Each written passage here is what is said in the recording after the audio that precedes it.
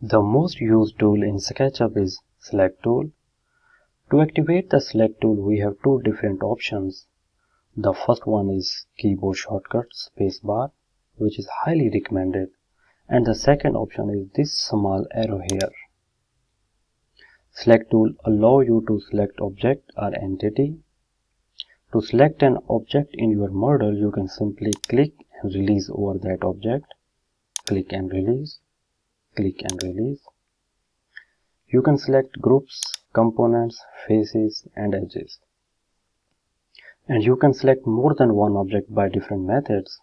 One of them is hold down the Shift key and select by clicking on multiple objects at once.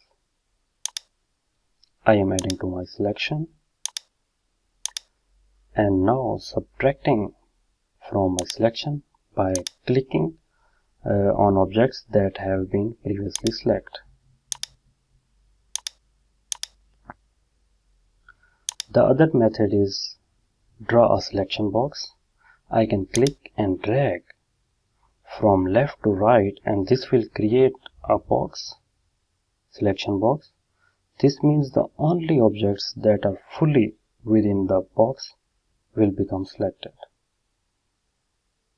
And if I click and drag from right to left,